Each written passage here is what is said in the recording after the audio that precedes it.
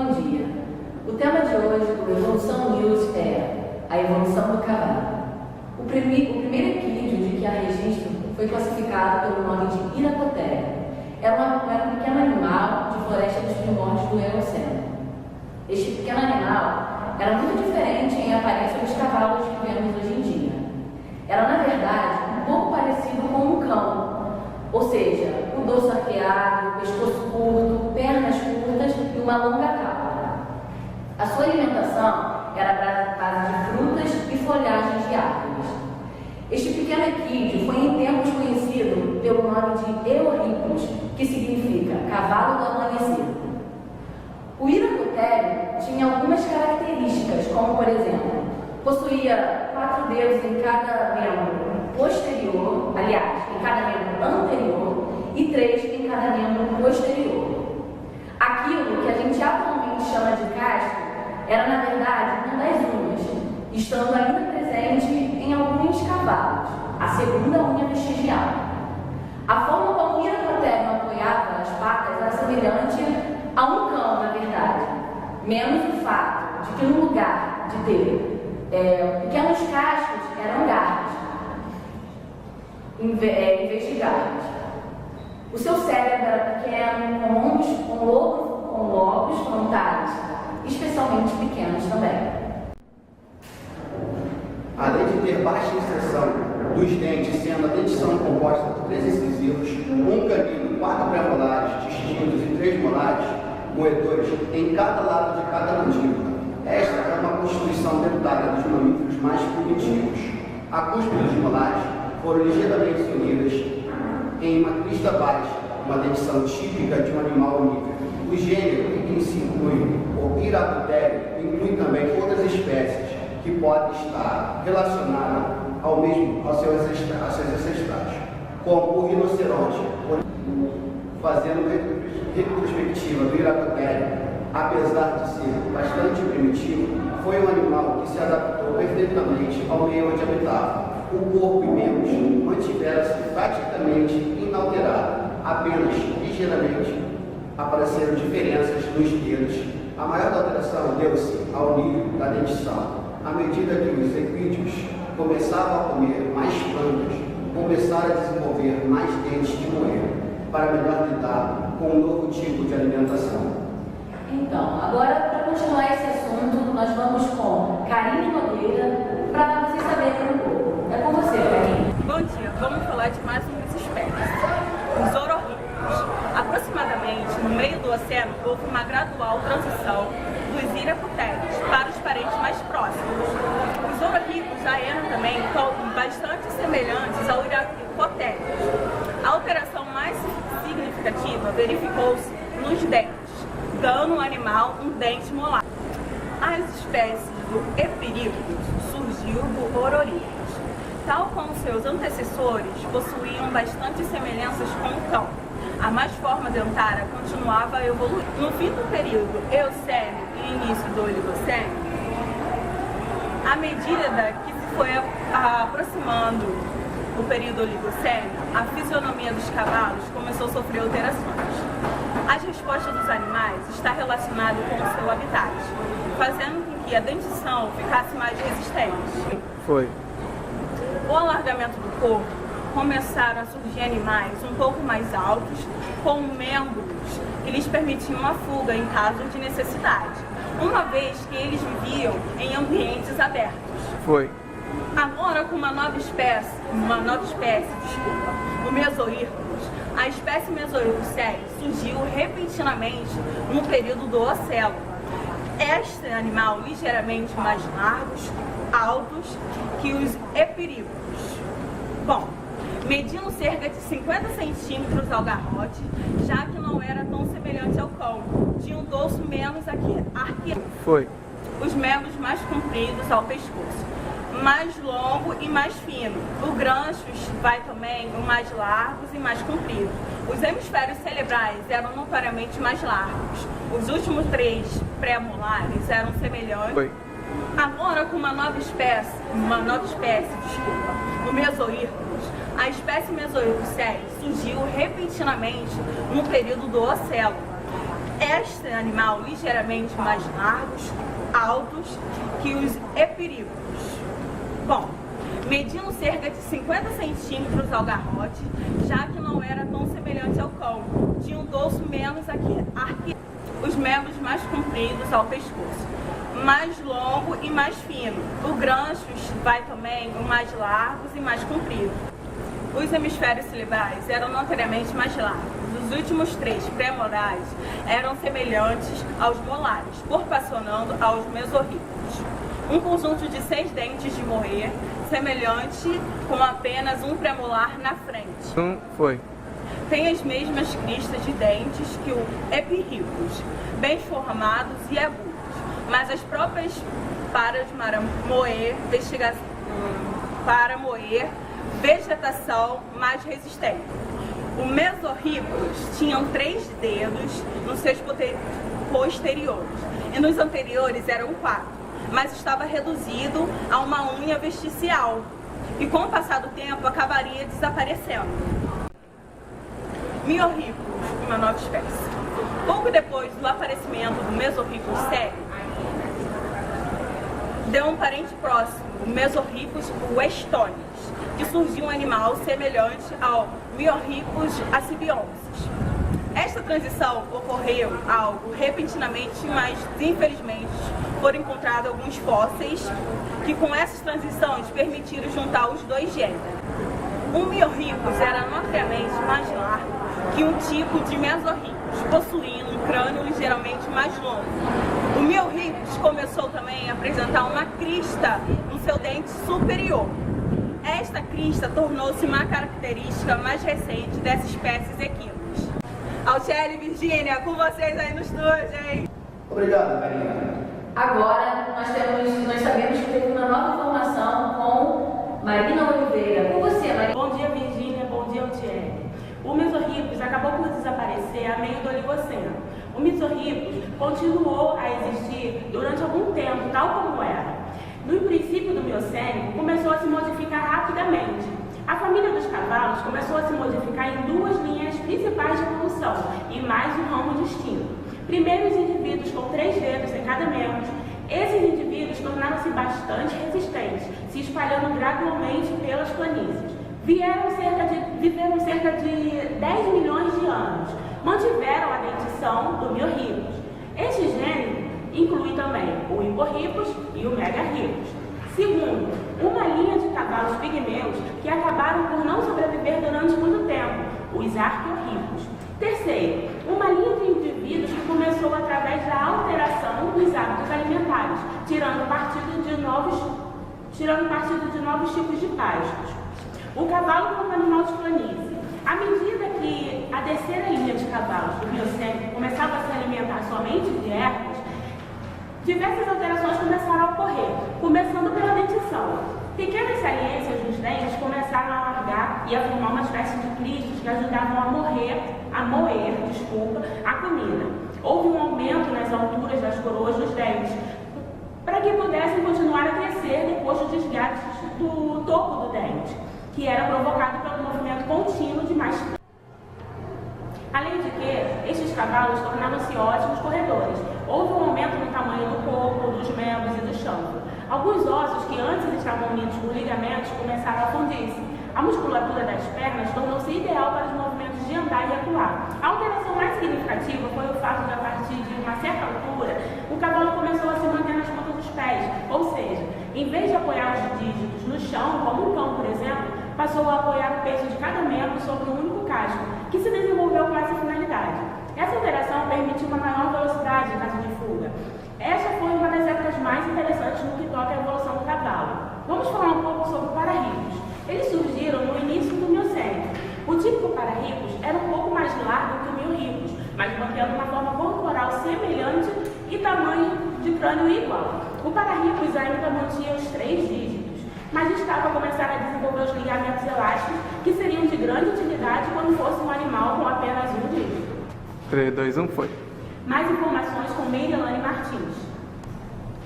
Então, Marina, o Pararripos mostrou modificações graduais nos seus dentes, inclusive estabelecimento permanente da crista extra, que foi tão variável no Miorrípicos.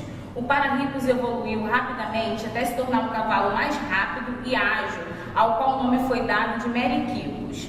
Os fósseis encontrados de Pararripus são, na verdade, muito semelhantes aos Meriquicus, que mediam aproximadamente 40 centímetros, que seria o maior cavalo daquela altura. O chão prolongou um pouco, o maxilar tornou-se mais profundo e os olhos dele vieram um pouquinho para trás para dar espaço para as grandes raízes dos dentes. O cérebro aumentou de tamanho, tendo o neurocórtex fissurado e permitiu um maior cerebelo. O Meriquicus possuía ainda 3 falanges. No entanto, o peso de cada membro assentava-se sobre um único casco, que mantinha o seu movimento através de uma rede de ligamentos bastante elásticos e resistentes. O rádio e o cúbito do antebraço fundiram-se, eliminando a rotação do membro, do mesmo jeito que a fíbula sofreu uma diminuição de seu tamanho. Essas modificações anatômicas permitiram que o cavalo se tornasse mais rápido e ágil, até mesmo em terrenos mais difíceis. O Meriquicus foi um dos primeiros animais a habitar as planícies. Este animal rapidamente evoluiu e deu origem a 19 novas espécies de cavalos, que se dividiam em 3 grandes grupos. O primeiro, os herbívoros de 3 falanges. Esse grupo era extremamente resistente e adaptou-se bem ao seu novo habitat. O segundo grupo, uma linha de cavalos menores, que incluía o Protorripus e o Callicus. O terceiro grupo seria uma linha de cavalos os verdadeiros equinos, nos quais as falanges laterais estavam a diminuir de tamanho. Enfim, novas espécies surgiram em rápida sucessão em todos esses 3 grupos. Através de toda a evolução das várias espécies, a fossa nasal desses animais tornou-se mais complexa. As novas espécies que, entretanto, foram surgindo, foram desenvolvendo um certo tipo de glândulas, semelhantes a que tem atualmente os veados e os antílopes. Mas, enfim, nesse momento vamos nos concentrar na linha do Meriquicus, linha essa do qual originou os verdadeiros cavalos. As últimas espécies desta linha eram cavalos largos, com pequenas unhas vestigiais na lateral do casco. Aqui divide a linha do casco da quartela. Deram origem a 2 grupos distintos que, com o tempo, acabaram por perder essas unhas vestigiais. À medida que essas alterações anatômicas ocorriam, desenvolviam os ligamentos que tinham como objetivo ajudar a manter o casco estável durante a corrida em terreno difícil. Esse mesmo grupo incluía o Pliorhipus, que surgiu no meio do período micênico como um animal ainda com 3 unhas. O Pliorhipus era bastante semelhante ao seu posterior, Equus, o que fez recentemente se pensar que ele seria o seu antecessor direto, mas entretanto 2 diferenças significativas poderam esclarecer esse ponto. O Pliorhipus tinha uma fossa nasal bastante funda, enquanto o Equus não tão funda. Além disso, o dente do Pliorhipus era bastante mais curvado do que o do Equus. Mesmo que o Pliorhipus esteja relacionado ao Equus, não foi uma evolução direta de um para o outro. Foi. Agora com vocês no estúdio. Obrigada, Merilane Martins. Então, vamos continuar agora a falar sobre a linha do Astrorhipus, que foi um dos descendentes do Pliorhipus, outro cavalo que tinha apenas um casco, uma unha. Este animal possuía também uma fossa nasal bastante pronunciada. Chegamos, enfim, ao Dinorhipus, que era a 3ª geração de cavalos com uma só unha, e foram descobertos recentemente. O antecessor direto de Dinorhipus ainda não é conhecido. Estes já tinham diversas parecências com os cavalos modernos, com os equinos modernos, com o Equus. Tá? E finalmente o Dinorhipus, como 3ª geração de cavalos com uma só unha, descobertos recentemente. O antecessor direto do Dinorhipus ainda não é conhecido. Estes já tinham diversas semelhanças com a espécie Equus, conhecida hoje em dia, no que tece a anatomia do casco, dentes e formas do crânio. Os dentes eram ligeiramente mais estreitos do que os Meriquicus, e as fossas nasais eram um pouco mais... diminuíram mais significativamente. O Dinorhipus era um tipo de cavalo mais comum na América do Norte, e acredita-se que tenha dado origem ao Equus, relembrando sempre que o Equus tinha os dentes muito estreitos, direitos e quase não tinha fossas nasais. Chegamos então ao Equus, a gênese de todos os cavalos modernos.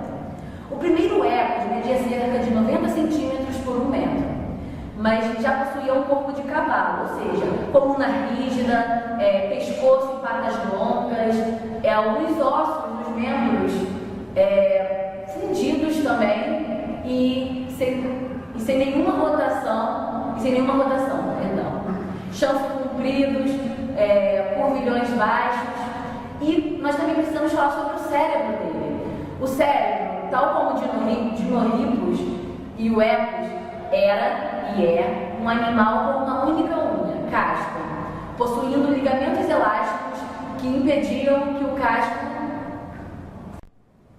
Desta forma, chegamos então ao Equus, a gênese de todos os equinos modernos.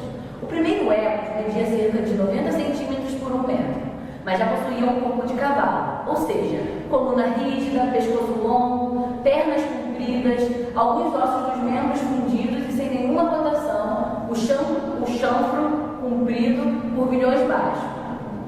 O cérebro era um pouco mais baixo do que o Dinohippus. Tal como o Dinohippus, o Equus era e é um animal com uma única unha, casco, possuindo ligamentos elásticos que impedem que o casco torça ou saia do seu sítio. Os exemplares da espécie Equus possuem ainda o código genético que faz com que continuem a surgir unhas vestigiais. As mais recentes espécies de Equus conhecidos formavam um grupo de 3 conhecido como Equus simplicides.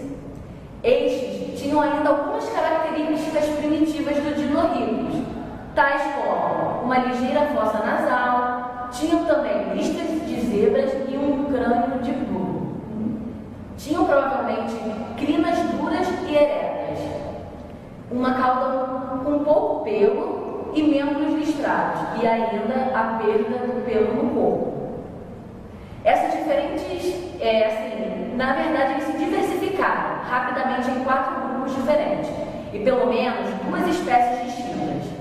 Estas novas espécies coexistiram pacificamente com o Astrorhippo, por exemplo, enquanto prosseguiam a sua evolução naturalmente. Durante a primeira era glacial, várias espécies de Equus migraram para o Velho Mundo. Algumas deram origem às zebras que conhecemos atualmente, outras espalharam-se através da África do Norte, evoluindo para espécies adaptadas. Além dessas que se espalharam, nós também temos aquelas que se espalharam pela Ásia e pela Europa, mais concretamente aquele que foi considerado o verdadeiro cavalo, Equus cavalos. Outras espécies Equus espalharam-se pela América do Sul. Comparemos o Equus ao Iracotério, podemos concluir que nunca poderiam ambos ser considerados do mesmo tipo, pois as diferenças entre ambos sugerem uma evolução a longa escala. Agora nós vamos falar dos equinos modernos.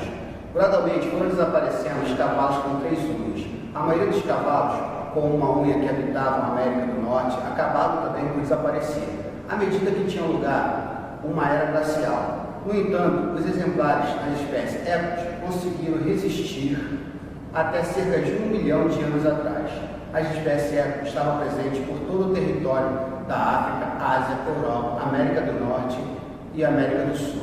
No Pleistoceno, na América do Norte e na América do Sul, houve diversas espécies que se extinguiram. Com todas essas espécies equinos que habitavam esta zona, incluindo grandes mamíferos, assim como o mamute, o tigre dente de sabre. Pela primeira vez em milhões de anos, não havia espécies equinas na América. Os únicos exemplares dos gêneros Equus, da família da Equidia, que sobreviveram foram os Equus bruxelli, que é a zebra africana, Equus zebra, que é a zebra do sul da África, sendo uma espécie mais pequena com um padrão diferente. E também teve o Equus mesmo, que é a maior espécie de zebra, o Equus emus, que são espécies adaptadas ao deserto, e o Equus asimus, que são os burros localizados na África do Norte. O cavalo, que por sua vez deu origem a muitas outras subespécies. À medida que mais fósseis de cavalos foram sendo encontrados, algumas ideias sobre a evolução desses animais foram mudando. Os equinos não deixaram de ser um bom exemplo no que nos referimos à evolução. A evolução como ocorre às pressões ecológicas que estão sujeitas aos indivíduos, às variações de espécie. A evolução acontece no mundo real, com variações simples. Enfim, à medida que mais fósseis de cavalos foram sendo encontrados, algumas ideias sobre a evolução desses animais foram mudando, mas os equinos não deixaram de ser um bom exemplo quando nos referimos à evolução. A evolução ocorre de acordo com as pressões ecológicas, a que estão sujeitos, é claro, os indivíduos das várias espécies e nas variações ocorridas dentro das várias espécies. A evolução acontece no mundo real com variações diversas, não podendo ser reduzidas a um processo simples e único. Bom, e hoje fica por aqui o Evolução News e agora fiquem com vocês os próximos vídeos. Bom dia! Bom dia!